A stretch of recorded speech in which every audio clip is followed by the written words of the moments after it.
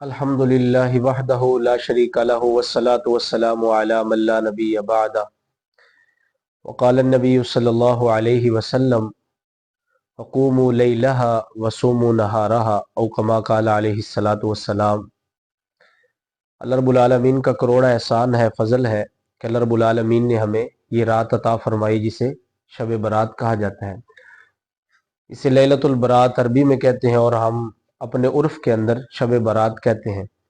تو یہ رات بڑی فضیلتوں کی حامل ہے اور ماہ شعبان المعظم کا مہینہ بڑی فضیلتوں کا حامل ہے۔ اس کی فضیلت کا اندازہ اس بات سے بھی لگایا جا سکتا ہے کہ اللہ کے محبوب صلی اللہ علیہ وسلم ماہ شعبان کے مہینے کے اندر روزوں کا بہت زیادہ اہتمام فرماتے تھے۔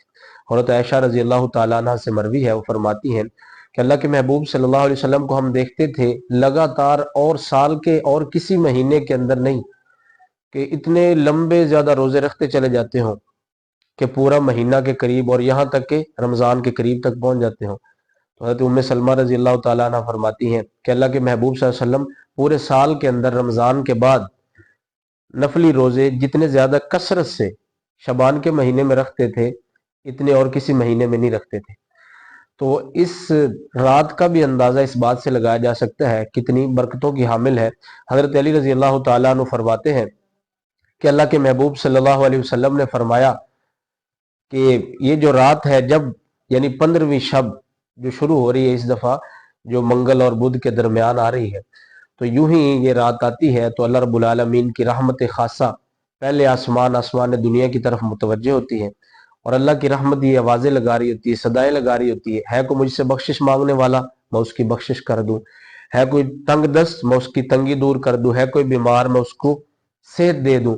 تو اللہ تعالیٰ کی رحمت یہ آوازیں دیتی رہتی ہے اور برکتیں دیتی رہتی ہے، یہ رحمتیں متوجہ ہوتی رہتی ہیں۔ تو جو خوش نصیب ہیں اس رات کو جاگتے ہیں۔ اور حضرت عائشہ رضی اللہ تعالیٰ عنہ فرماتی ہیں کہ اللہ کے محبوب صلی اللہ علیہ وسلم ایک مرتبہ میرے گھر آرام فرما تھے میرے حجرے میں، تو میں نے رات کے پہر میری آنکھ کھلی، میں نے دیکھا تو اللہ کے محبوب صلی اللہ علیہ وسلم بستر پہ نہیں ہے۔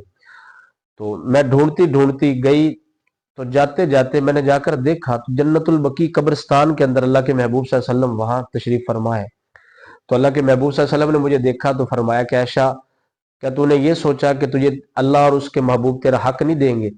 تو حضرت عائشہ فرماتی ہیں یا رسول اللہ، میرے دل میں یہ خیال آیا کہ آپ دوسری بیوی کے گھر شاید تشریف لے گئے ہوں۔ تو اللہ کے محبوب صلی اللہ علیہ وسلم نے فرمایا کہ عائشہ، تمہیں پتہ ہے آج کون سی رات ہے؟ آج شب برات کی رات ہے، 15 شعبان کی رات ہے۔ اس رات کے اندر اللہ رب العالمین بنو کلب قبیلہ جو عرب کے اندر بڑا معروف تھا، جس کی بھیڑ بکریاں بہت زیادہ تھی، تو بنو کلب قبیلے کی بکریوں کے اوپر جتنے بال ہوتے ہیں اللہ رب العالمین اپنے بندوں کی اس سے بھی زیادہ تعداد کو معاف فرماتے ہیں اور جنت عطا فرماتے ہیں۔ اور اسی رات ہی اللہ رب العالمین فرشتوں کے ذمے جو ڈیوٹیاں لگاتے ہیں وہ بھی اسی رات کو، تو بڑی فضیلت والی رات ہے۔ تو اس رات کے اندر جہاں پر اللہ کی رحمت بے بہا ہے، برس رہی ہے موسلا دھار بارش کی طرح، تو وہاں پر چند بدبخت ایسے بھی ہیں جن کی اس رات کے اندر بھی مغفرت نہیں ہوتی، اللہ معاف فرمائے۔ وہ کون کون سے ہیں؟ مختلف احادیث مبارکہ میں آتے ہیں، تقریباً وہ میں آپ کو بتاتا ہوں۔ اگر ایسا ہو ان میں سے، اگر انشاءاللہ ہم نہیں ہوں گے، اگر ہو تو اس رات سے آنے سے پہلے شب برات سے آنے سے پہلے توبہ کریں، تاکہ اس رات کے اندر بدبخت کوئی نہ ہو۔ وہ بدبخت جس کو اس رات کے اندر بھی نہیں مغفرت کی جاتی، بخشا نہیں جاتا، سب سے پہلے ہے جو شرک کرنے والا، اللہ تعالیٰ کی ذات کے ساتھ ہو یا عبادت کے اندر اللہ کا شریک ٹھہراتا ہو، یا تصرف کہ اللہ تعالیٰ کی ذات بھی ہے کوئی اور بھی کچھ کرنے والا ہے۔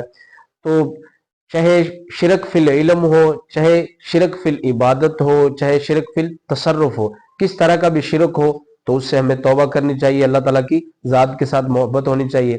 تو شرک سے توبہ۔ دوسرا، وہ بندہ اس کی بخشش نہیں ہوتی جو والدین کا نافرمان۔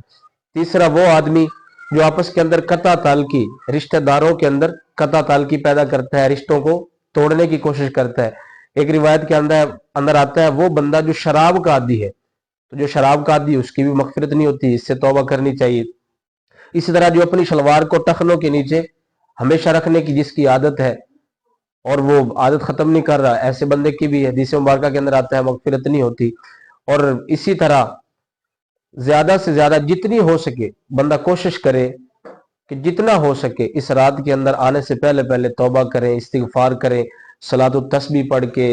اور اسی طرح حضرت علی رضی اللہ تعالیٰ عنہ نے فرمایا، اللہ کے محبوب صلی اللہ علیہ وسلم نے فرمایا کہ فقوموا لیلہا وصوموا نہارہا، اس رات کو زندہ کرو عبادت کر کے اور صبح کا روزہ رکھو۔